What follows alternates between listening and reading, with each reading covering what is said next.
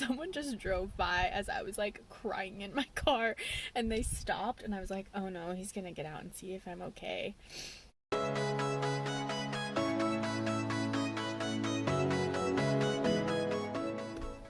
Hey there, it's Beck. Thanks for being here today. Another day, another video.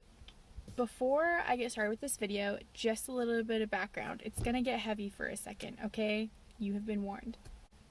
About a year and a half ago, my mom passed away from cancer. But a question that I get a lot from, people that I know really well, people that I don't know hardly at all, is what should you do for or say to someone who recently had a loved one die?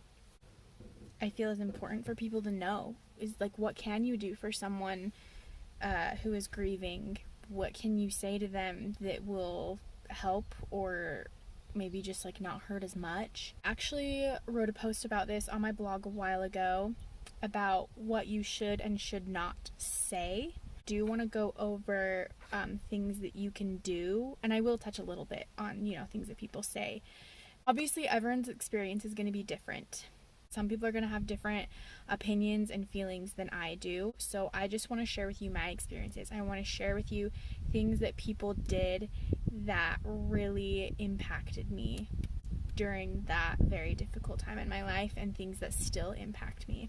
So I'm here at the end of this video. I should add this note to the beginning of the video. I'm not going to really have like bullet points or like a specific list for you of things to do and say, but I do recommend that if this is something that you're wanting to help someone out with right now, that you get out, something to write with and take notes and adapt it to your situation.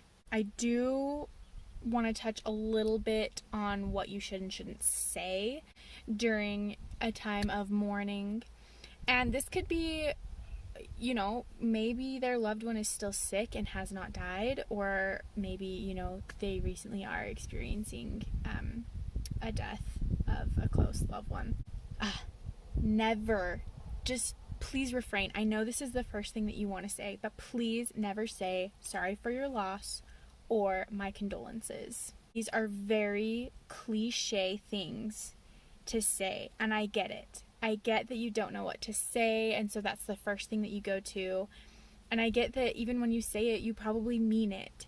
But just coming from the other side of things, I hated it when people said that because it was cliche, it was robotic. It meant nothing to me, and I hated it. I felt like they were just saying it just to say something. And in my opinion, it's better not to say anything at all than to say something dumb and cliche.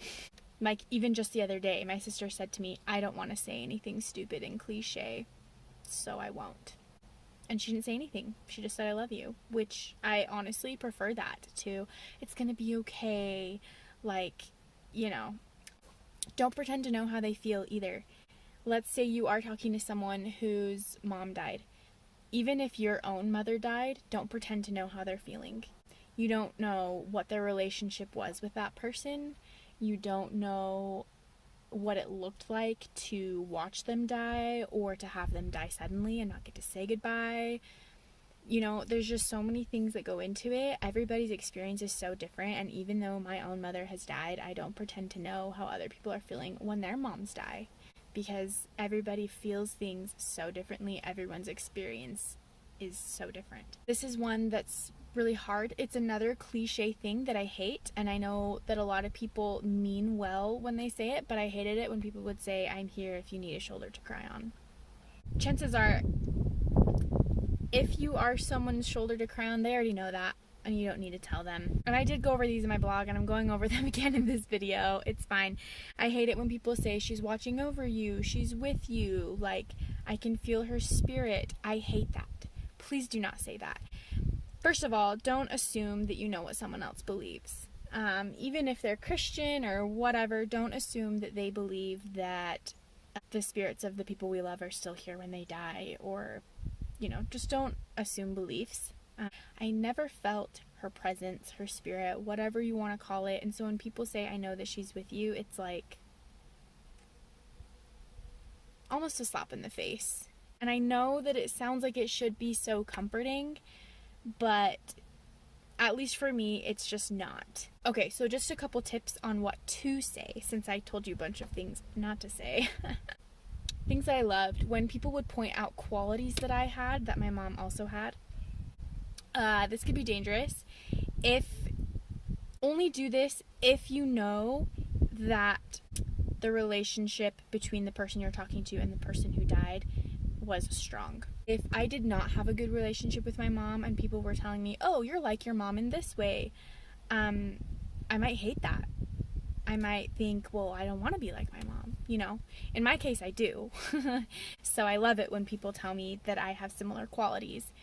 And that's another problem with saying that, like, your mom is watching over you or whatever. If they didn't have a good relationship, you don't want that person watching over you. So if you know that they had a strong relationship, that is okay to bring up. Bring up qualities that you see in them. But also, I just feel like I don't want people to bring it up unless I bring it up first. I think it is good to ask questions, but do it if they open up the floor. If that makes sense. Because I loved it when people would ask questions, because then it would kind of help me to get my own feelings out and process things. But yeah, don't bring it up unless they do first. These are things that people did for us. Oh my gosh, I'm so sorry. This is annoying. During, that last week of her life, as well as the week after, when my whole family was staying at my mom's house. I had a friend, my best friend actually, who texted me that she loved me, but in a way that, like, I just knew that she wasn't expecting a response. And she would text me, not frequently, but consistently enough that I knew she was thinking about me. I knew that she cared, but she wasn't bugging me and she wasn't expecting me to respond, which I didn't. She never said, let me know if there's anything I can do for you, nothing cliche like that. It was just like, hey, I'm thinking of you. My heart goes out to you. Like, you and your family mean a lot to me, and that meant a lot to me. So shout out to you, Jen. I love you. She is, man, honestly, I feel like Jen should be filming this video because she is really, really good at handling this kind of thing. I've seen her do it multiple times.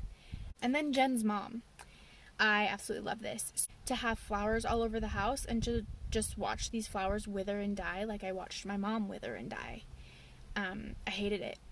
And this is going to be, I know that people are going to have very different opinions about this. Some people love flowers. They love being surrounded by beauty and life and color, during hard times. But for me, it was just like watching another living thing die.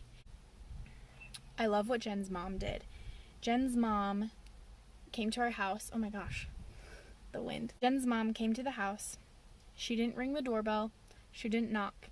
She just left a pot of flowers on our porch with a card.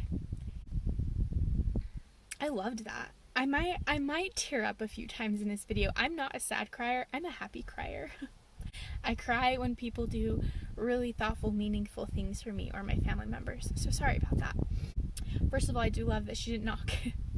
Because when you knock on someone's door during the grieving process, this was the week of my mom's death, like leading up to it. When you knock, you are forcing the people in that house to open the door and to fake a smile and to pretend that they're feeling better than they are.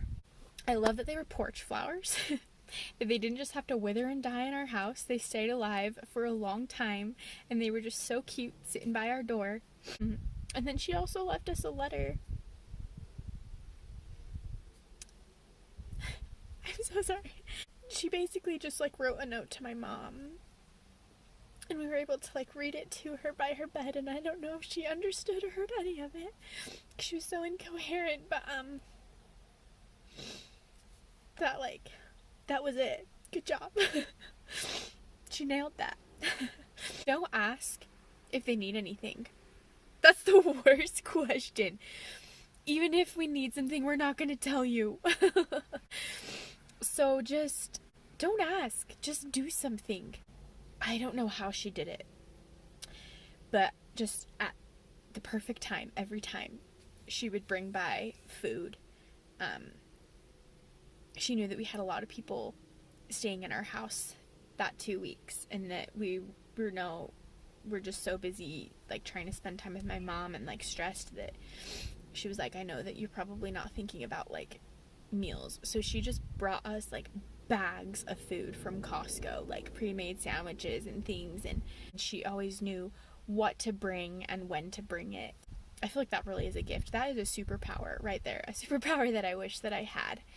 This is another example of people just doing things without asking. Sorry.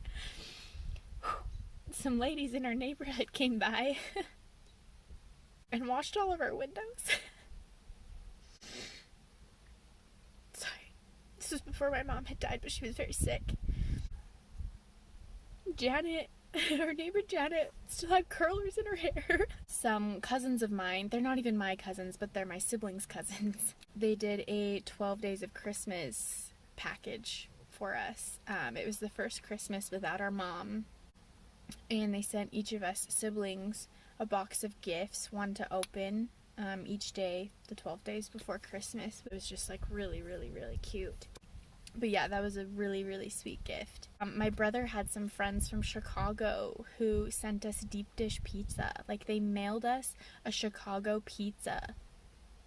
It was amazing. Things like that. Like, you don't even have to make them food and go to their door. Send a delivery of food, you know? So I think there's a very fine line between acknowledging that it happened and treating someone the same. I feel like my coworkers, Ian and Alec, did a very great job of this at the time. And they came to the viewing for my mom, which was good because they, like, acknowledged, you know, that this was happening in my life and everything. But then when I went back to work, they didn't coddle me, they didn't treat me any different. They were still joking around with me, teasing me, you know, pulling pranks on each other, and that is exactly what I needed. And this might be different for everyone. I just needed to forget for a second.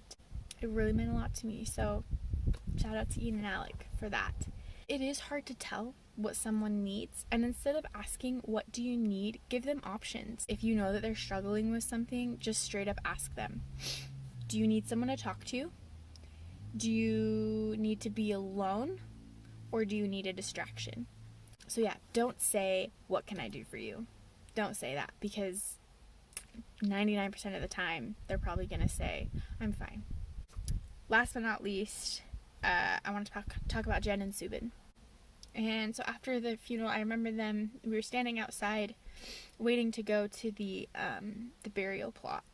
My dad invited them to ride over with us in our car to the cemetery. We just reminisced, and it was just so needed. You know, we laughed. I'm pretty sure we laughed that whole car ride. And it wasn't even like memories of my mom. I mean, there might have been a couple in there, but it really was just like remembering the good times that we had when we were in high school. I'll never forget that car ride. Okay, so that's just like a big old list of things that you can do for someone. And it doesn't have to be losing a parent, you know. You can adapt this to, you know, whatever the circumstance is that you're dealing with. But I just wanted to put that out there because I feel like my blog didn't fully cover it, and I've still gotten lots of questions about it since then. Okay, so that was the video. Thank you so much for watching. I really hope that this helps. I've got some good people in my life. Anyways, I hope you liked this video. I'm gonna like go blow my nose now or something before I have to walk back into my apartment and all my roommates ask if I'm okay. Much love to you all, and if you have any questions for me, do not hesitate to reach out. You can, you know, message me on Instagram, comment below this video, whatever. Yeah, ask me any questions that you would like, and good luck out there.